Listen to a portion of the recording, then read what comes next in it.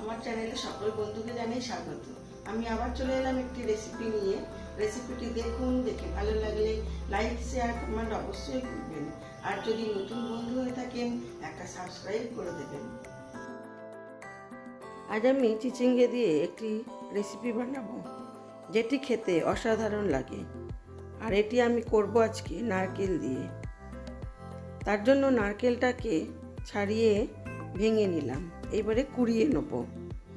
এর মধ্যে নারকেল দিলে বেশ অসাধারণ লাগে, তবে আমি যেটাই বানাবো এটাতে নারকেল দিলেই বেশি ভালো লাগে। তার জন্য নারকেলটাকে ভালো করে কুড়িয়ে নেব।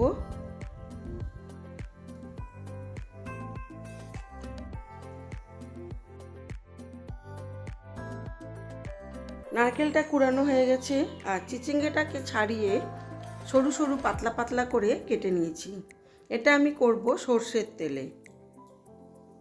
যারা চিচিঙ্গে খায় না এইভাবে করলে তারাও চিচিঙ্গে খাবে, আমি গ্যারেন্টি দিয়ে বলতে পারি। চিচিঙ্গেটাকে আমি ছাড়িয়ে ভালো করে ধুয়ে তারপরে কেটেছি, আর কেটে একটু নুন মাখিয়ে রেখেছিলাম। এবারে ভাজার আগে এটাতে হলুদ মাখিয়ে একটু রসটা চিপে নেব। যেহেতু আমি গোটাই ধুয়েছিলাম সেই জন্য জল খুব একটা বেশি বেরোবে না, তবে জল থাকলে এটা ভাজা হতে বেশ অনেক সময় লাগে।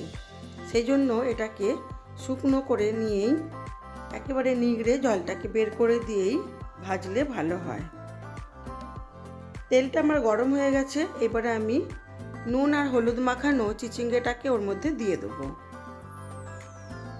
দিয়ে ঢাকা চাপা দিয়ে খুব ভালো করে লাল করে এটাকে ভাজবো। আজ আমি নারকেল দিয়ে চিচিঙ্গে ভাজবো। এটা খেতে অসাধারণ লাগে, আর নিরামিষ দিনে এরকম একটি পদ থাকলে ভাতের সাথে আর বেশি কিছু লাগে না।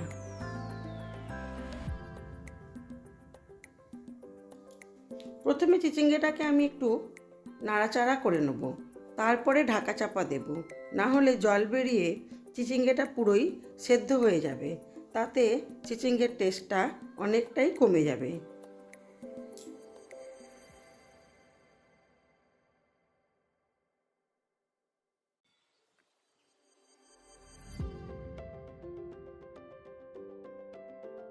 চিচিঙ্গেটাকে তেলের মধ্যে বেশ কিছুক্ষণ নেড়ে নিয়েছি, এইবারে এটাকে ঢাকা চাপা দিয়ে দিয়ে করব।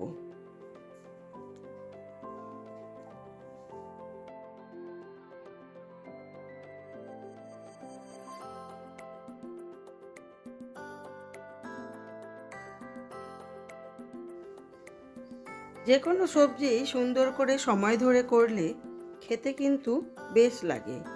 যারা সবজি খায় না তারাও একটু খেয়ে দেখলে বারবার খেতে চাইবে। দিয়ে দিলাম স্বাদ মতো চিনি।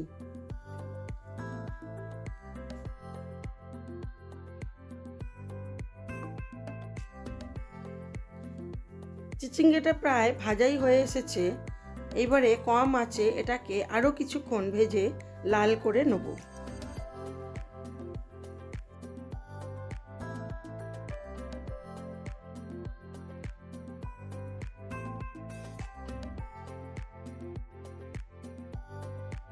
এবারে নুন মিষ্টিটা দেখে নেব।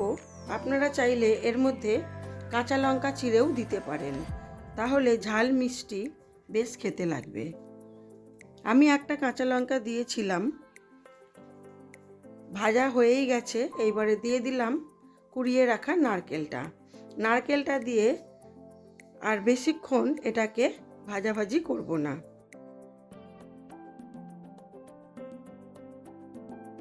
নারকেলটাকে একেবারে লাল করে না ভাজলে নারকেলটা একটু কাঁচা কাঁচা থাকলেই খেতে বেশ লাগে।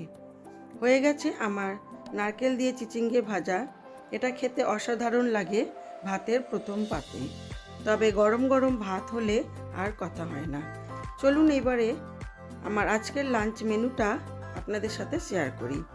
আজ ছিল সাদা ভাত, পটল ভাজা, নারকেল দিয়ে চিচিঙ্গে ভাজা, আর ছিল কাতলা মাছের আলু দিয়ে সর্ষে পোস্ত বাটা দিয়ে একটা ঝাল, আর ছিল গাছের পাকা আম।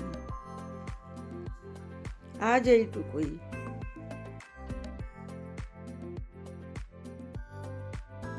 আজ এই পর্যন্তই।